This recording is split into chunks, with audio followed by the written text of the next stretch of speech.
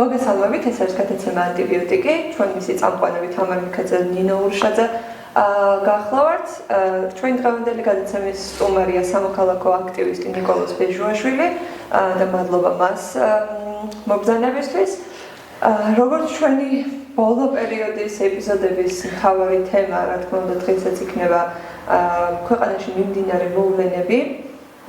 და პირველი შეკითხვაც შესაბამისად ამას უკავშირდება ნიკოლოზ, რომ გითხრათ თქვენი აზრით რა პროცესთან გვაქვს ახლა საქმე, რა მდგომარეობაა ქვეყანაში, როგორ შეიძლება განვითარდეს მოვლენები და მოკლედ თქვენი ხედვა ყველაფერთან დაკავშირებით. პირველ რიგში მადლობა მოწვევისთვის, წარმატებას ვუსურვებ ამ პროექტს. ქვეყანაში ძალიან სერიოზული პროცესი მიმდინარეობს, ეხლა ჩემი აზრით, რაღაცნაირად ახალი რამე ხდება, ჩვენ თვალწინ ახლა იბადება ახალი წესრიგი, რომელსაც ამყარებს საზოგადოება. მე ამ პროტესტის მონაწილე ვარ რუსთაველზე, თითქმის ყოველთვის ვარ ხოლმე და მინდა გითხრათ, რომ აღფრთოვანებული ვარ ყველანაირი გადაჭრბების გარეშე ვამბობ, რამდენად გაზრდილია საზოგადოებრივი თვითშეგნება. როგორ ზრუნავენ ადამიანები ერთმანეთზე იმ პირობებში, როცა სახელმწიფო საერთოდ არ ზრუნავს მოქალაქის უსაფრთხოებაზე და ასე შემდეგ. მთავრობა საერთოდ გავიდა ყველანაირი ჩარჩოდან და ახლა ხდება ის, რომ საზოგადოებას უწევს თავის დაცვა.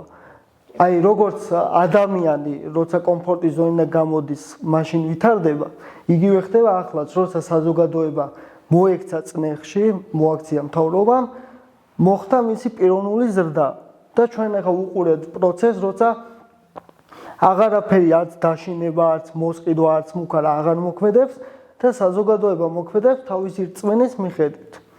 სწორედ ამის ეშინია მთავრობას. კი ბატონო, შენ ამბობ, რომ ჩვენ ვიცავთ საკუთარ თავს დღეს ამ სახელმწიფოსგან, თუმცა ვიცავთ საკუთარ ქვეყანასაც პირველ რიგში. და მართლა ყოველდღე ვუყურებთ, რომ აი როგორ კაცრდება კანონები, აი თუნდაც გუშინდელი ამბავი, ეს საპოლიციო რეჟიმი როგორ ძლიერდება დღითი დღე, რამხელა წნეხის ქვეშ გამყოფებენ. შენი აზრით, აი რას ცდილობს ამით სახელმწიფო, საით მივყავართ? დიდი ხანია ცდილობენ, რომ პროტესტს უპოვონ კონკრეტული ლიდერები, აი თავი იპოვონ, რომ მოაჭრან და უფუნქციო გახდეს პროტესტი, თუმცა ვერ იპოვიან, იმიტომ რომ აი რამდენიც ვართ, სულ ყველა ვართ პროტესტის ლიდერები და აი მაგიტო არის იჭერენ ვიღაცას, მეორე დღეს მეტი ხალხი გამოდის. ანუ ამას ვერ ხვდებიან, რომ აი კონკრეტულ ერთ ადამიანში საქმე არ არის. მე დამიჭერენ, ჩემი მეგობარი გამოვა, ჩემი მეგობარი დაიჭერენ, იმის მეგობარი და ეს არის შეუქცევადი პროცესი. ეს კანონები სინამდვილეში გუშინ რომ გაამკაცრეს, არის ამის გამოძახილი, რომ რა შეჭერდებათ ხო ახალი კანონი იმისთვის, რომ აი სიტუაციას ვერ აკონტროლებენ და ეხა ახალი კანონებით ცდილობენ, რომ აი კონტროლი დაამყარონ. თუმცა უშედეგო იქნება, გარანტიას გაძლევთ. ვუყურებ მე ამ ხალხს ყოველ დღე, აი უკვე ვიცნობთ ერთმანეთს, საერთოდ უცხო ადამიანს რო ხედავ, აი მართლა უკვე განცდა მაქვს, რომ ოჯახი არის, იმდენად ზრუნავთ ერთმანეთზე იქ. ამ ადამიანს ვერ შეაშინებ, იმიტომ რომ ის მოქმედებს საკუთარი ქვეყნის სიყვარულით და საკუთარი რწმენით, რომელსაც დუბინკით და რა ვიცი, ვერაფრით ვერ შეაშინებ. რაღაცნაირად კომიკურიც არის ეს, რომ აი ამ დრაკონულ კანონებს იღებენ, იმიტომ რომ რეალურად ისინი გასული არიან ყველანაირ საკანონმდებლო ჩარჩოდან, რეალურად მათთვის კანონი არ არსებობს. და რაღაცა ამას აოფიციალურებენ უბრალოდ აი ამ იდიოტი ამაზე შეიძლება ალბათ ის იყოს რა ქვია ადმინისტრაციული სასჯელი 60 დღემდე გაზარდეს პრეზიდენტის ხელმოწერით რომ აი თითქოს ოფიციალურად დაგდონ ბრალი თორე რეალურად ის რომ ჩვენ გვყავს უამრავი პოლიტპატიმარი რომელიც სრულიად უდანაშაულოა და მართლა სასჯელს იხდიან საკუთარი ქვეყნის სიყვარულისთვის ეგ უკვე ძალიან ისეთი ნათელი ფაქტია. ასევე აქვე ჩემი სოლიდარობა პოლიტპატიმარს მზია მაღლობელს, რომელიც უკვე დღეა შიმშილობს და ესეც ნათელი მაგალითია იმისა, რამდენად ფეხებზე კიდია ქართულ ოცნებას, de facto ხელისუფლებას ადამიანის კი სიცოცხლე. ბატონო გუშინ თუნდაც მამუკამდინარაძემ რაც თქვა რომ შიმშილოვან თავდებას სიკვდილთან იმდენად ჩანს მის დამოკიდებულება ამ ყველაფრის მიმართ რა მნიშვნელობას ანიჭებენ ზოგადად იცი რა შეკითხვა მექნება შენ აღნიშნე რომ საქმე ერთ ადამიანში არ არისო თან ესეც რაღაცა ცოტა უცნაურია იმიტომ რომ იმდენად რამდენადაც საქმე ერთ ადამიანში არ არის იმიტომ რომ ამ პროტესტს არ ყავს ლიდერი ამდენად საქმე ზუსტად ერთ ადამიანშია იმიტომ რომ ეს ერთობა შედგება ინდივიდებისგან რამდენად მინდა რომ შენი აზრით მოგვიყვე და გითხრა რამდენად მნიშვნელოვანია ერთი ადამიანის მონაწილეობა ამ პროტესტში იმ რესურსით, რა რესურსით მას შეუძლია. ვიღაცა იქ დგომით, ვიღაცა ინფორმაციის გავრცელებით თუ როგორც იქნება, უბრალოდ სოლიდარობით. ყველამ უნდა დავინახოთ საკუთარი როლი ამ პროცესში. იმიტომ რომ კიდევ ერთხელ ვიმეორებ, როცა ვდგავართ, ვართ ერთმანეთის იმედი. ჩემს გვერდით რო ადამიანები დგანან, მე რომ მათ უყურებ მათ გულწრფელობას, მათ უშიშრობას, მეც ძალა მემატება და ხვდები რომ ვერავინ გამაჩერებს, ვერაფერი გამაჩერებს. აი ზუსტად ეს ერთობა არის ის, რაც რეჟიმს გადატეხავს. და ზუსტად ბიზინა ივანიშვილის ეშინია ამის. ხო გამოჩნდა უკვე რომ რამდენჯერაც ბევრი ხალხი გამოვა ქუჩაში, ამისვას ისტერიულად ეშინია და ცდილობს დააშინოს ხალხი. ახლა გუშინაც ხარება რომ იგინებოდა კამერების თვალწინაც ცდილობდა რომ ეს ძალის დემონსტრირება მოეხდინა. ეგ სინამდვილეში ამისთვის იყო რომ ეხლა ცდილობენ რომ გამოაჩინონ რომ თითქოს ძალიან ხნედ არიან და არაფრის არ ეშინიათ. თუმცა სინამდვილეში ეს არის ძალიან უსუსურად გამოიყურება ეს მათი ცდილობები, იმიტომ რომ სწორედ ესეთი ქცევა ნიშნავს რომ ძალიან დიდ აგონიაში არიან და აღარ იციან რა გააკეთონ, რითი შეაშინონ საზოგადოება თან ვეღარ აშინებენ და არიან აი ამ გაუგებრობის. ის რომ რაღაცა დაებუსტათ მაგათი დამპალი ეგოები. კი. და რისი თქმაც მინდა ეს მომავალი მთავრობისთვისაც მათ შორის არის ძალიან სერიოზული სიგნალი. რომ ეს მთავრობა რომ შეიცვლება, მომავალში ვერც ერთი მთავრობა ვეღარ გაბედავს რომ საზოგადოებას გამოუცხადოს ომი, გადაუხვიოს ქვეყნის ინტერესებს და მოიქცეს უკონტროლოდ. იმიტომ რომ ჩვენ ასე მოვიქცევით ნებისმიერ შემთხვევაში. ვინც მოვა, იმას მოუწევს რომ ხალხის ინტერესები გაატაროს. არ გაატარებს და მიიღებს იგივე შედეგს, რა შედეგსაც მიიღებს ეს რეჟიმი ძალიან მალე. კი ბატონო, ეს ერთგვარი რაღაცა გაკვეთილია დღეს რაც ხდება მომავალი ხელისუფლებებისთვის, რომელიც გვეყოლება.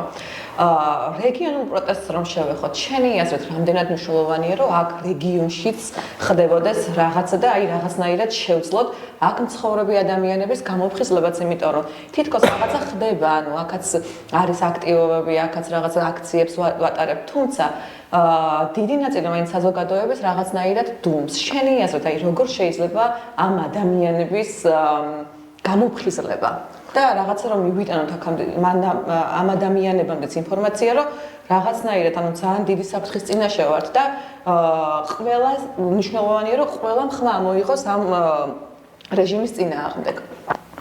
ძალიან მნიშვნელოვანია, რომ პროტესტი არ იყოს ერთ ადგილას. იმიტომ რომ პრაგმატულადაც რომ მივუდგეთ, როცა ერთ ადგილას არის პროტესტი, ისინი ახერხებიან რომ სრული მობილიზაცია გააკეთონ, პოლიციას არ დაუძახებ აი ბანდების და მარტივად ახერხებენ უფრო აი ხო მანევრირებას და როცა ეს პროტესტი არის სხვაგან აი რეგიონებში გაშლილი, მაშინ ვერ ახერხებენ რომ სიტყვაზე აქედან წაიყვანონ პოლიციელები და იქ დააყენონ. ამიტომ სულთა პრაგმატული თვალსაზრისითაც მათთვის რეჟიმისთვის ბევრად უფრო მძაფრია, როცა პროტესტი არის გაშლილი. და თან იმის გათვალისწინებით, რომ მაგალითად საზოგადოებრივი მოუწყებელი კი ხედავთ როგორ მოუწყებლობს, ну იმედზე საერთოდ საუბარი ზედმეტია და რეგიონებში ხალხს არ აქვს ინფორმაცია. ამიტომ როცა თუ რეგიონებში გადმოვა პროტესტი, აი ვიღაც რომ გამოვა და თავისი თვალით რომ დაინახავს ის გამოვა, რასაც იმედი ანახებს იმ ილუზიიდან, რასაც საზოგადოებრივი მოუწყებელი ანახებს და ჩაერთვება ამ პროცესში. აი ზუსტად წეგანასაც ვამბობდით, თითოეული ინდივიდის მნიშვნელობა ამ პროტესტში ეგ არის, რომ მან უნდა დაინახოს მისი როლი რომ მოვა და გვერდით დამიდგება, რომ მათ შორის დამიცვას და დაიცვას საკუთარი თავი და საკუთარი ქვეყანა ჩემთან ერთად. იმიტომ რომ ეგ ძალიან მნიშვნელოვანი რაღაცა ახსენე, რომ დღეს ვინც დუმს იმ ხალხს რაღაცნაირად ჩემი აზრით განცდა აქვს იმისა, რომ ეს რეჟიმი მათ არ მიაკითხავს.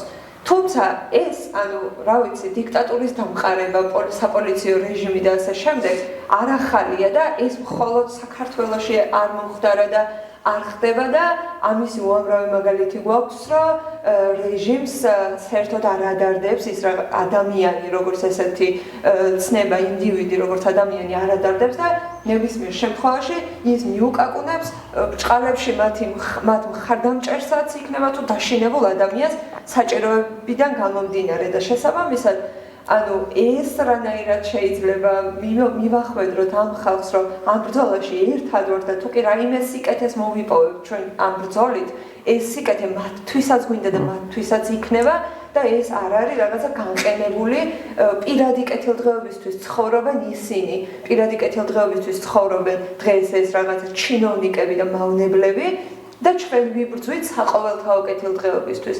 ეს რანაირად შეიძლება რომ მივიტანოთ ამ ხალხამდე. ზუსტად გეთანხმები, ზოგადად დიქტატურას ახასიათებს ეგ თვისება აქვს, რომ ყველას მიაკითხავს. შეიძლება ხვალ არას ეგ არა, მაგრამ რავი, ცოცხალი მაგალითი გვყავს გახარია, ხო? იყო პრემიერ-მინისტრი, ჰქონდა ძალაუფლება, რა მოუწყვეს ცოტა ხნის წინ დავინახეთ, ხო? შერატონში გალახეს და მერეთან ისე მოჭრეს, რომ ვერც სამართალი იპოვა ამ ადამიანმა და ვერაფერი. ნებისმიერ ადამიანს შეიძლება ამ რეჟიმის პირობებში შეექმნა საფრთხე.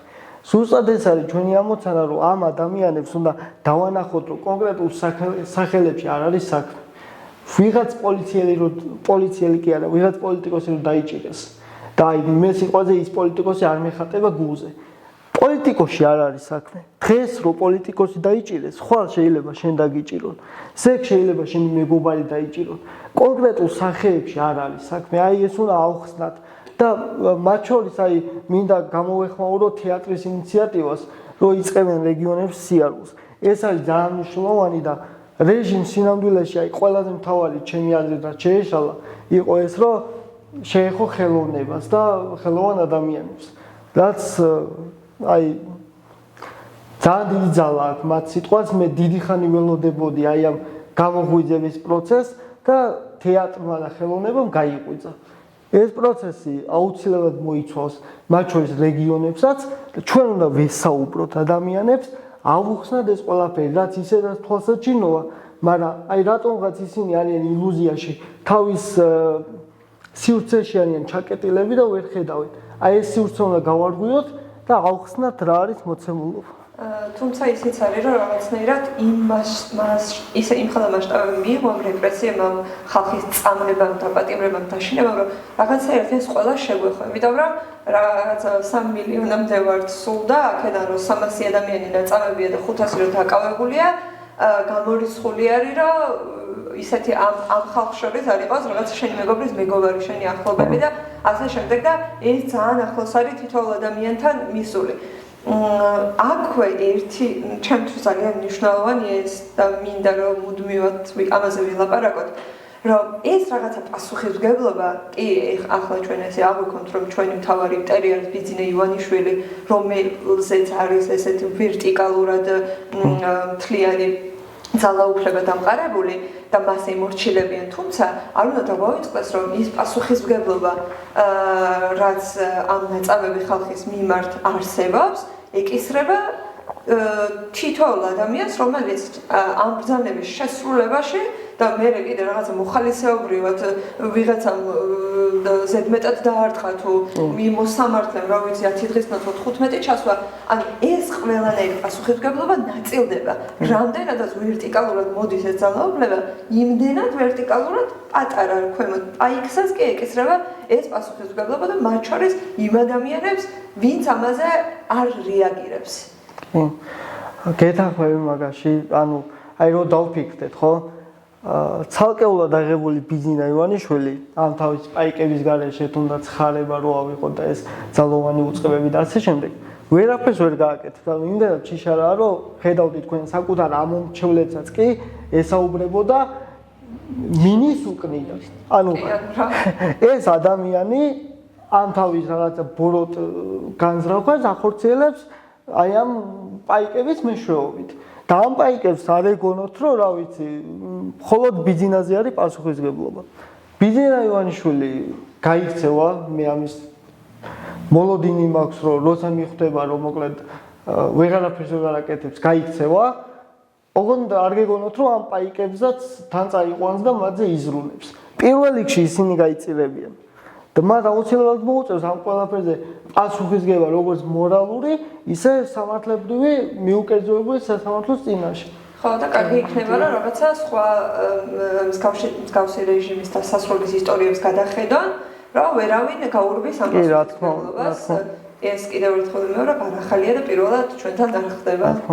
ბოლოს რაც მინდა ვთქვა, რომ ეს არის ხალხო ყველაფერი გამძლეობაზე, აი ხა არის ტესტი ვინ უფრო ადრე დაიღლება რეჟიმი თუ საზოგადოება მე ვერ წარმომიდგენია რანაირად უნდა დაიღალოს საზოგადოება უფრო ადრე იმიტომ რომ იქეთ მხარეს мотиваცია არის ფული გავლენები მათ შორის რა ვიცი შიში თავისი ეგ დამეთანხმები რომ არა საკმაოდ ისეთი ძლიერი мотиваცია გუშინ ვამბობდი მაგას რომ ეს ადამიანები იმხელა ძალაუფლებას ფლობენ და იმხელა ქონებას და რაღაცა იმხელა ფინანსური ინტერესებიც აქვთ ამ ყველაფერში, რომ ამისი დათმობა მასე მარტივად არ გამოვა. კი, ანუ ზუსტად მაგას ვამბობ, რომ იქით мотиваცია არის ფინანსები და ძალაუფლების შენარჩუნება და აქეთ ხარის мотиваცია არის ქვეყნის განვითარება, მეგობრის დაცვა, მათ შორის რა ვიცი, საკუთარი კეთილდღეობა, საკუთარი მორალის და რწმენის დაცვა და ამ რწმენის მიხედვით მოქმედება. და ეხლა რანაირად უნდა გადაწონოს ფულმა აი ეს მეორე მხარეს რაც არის ანუ ვერც ჩამოვთვლი იმდენად ბევრი რამე არის აქეთ მხარეს ხო და აი გამორიცხულია რომ ჩვენ მათზე ადრე დავიყავოთ ეს მინდოდა მეთქვა და აუცილებლად გავიმარჯვებთ ხო და აი აქეთ მხარეს არის თავისუფლება და აქეთ მხარეს ჩვენ ყავს მეგობრები რომლებიც არიან ტყვეობაში და მართლა სულ რომ ამ სამყაროში ქვაქვაზე აღარ დარჩეს იმისი მორალური უფლება არ გვაქვს ჩვენ რა ეს ხალხი მივატოვოთ და მე საკუთარ თავში ყოველთვის ყველაზე დიდ мотиваციას ეს მაპოვნინებს ხოლმე რომ ვიცი რომ იქ შიმშილობენ იქ 4 კედელში არიან გამოკეტილი და მათი ერთადერთი იმედი ვართ ჩვენ არავინ და არაფერი სხვა ამიტომ როგორც ყველა ეპიზოდს ამ ეპიზოდსაც ასე დავამთავრებ რომ თავისუფლება და სოლიდარობა რეჟიმის ყველა პატიმარს, სოლიდარობა რეჟიმისგან ყველა ჩაგრულ ადამიანს და ეს ბრძოლა აუცილებლად დავეთანხმები ნიკოლას დასრულდება ჩვენი გამარჯვებით ადრე თუ გვიან. ერთად გავიმარჯვებთ. მადლობა საინტერესო. მადლობა თქვენ. მადლობა თქვენ. გაგრძანდებოდეთ. კარგად.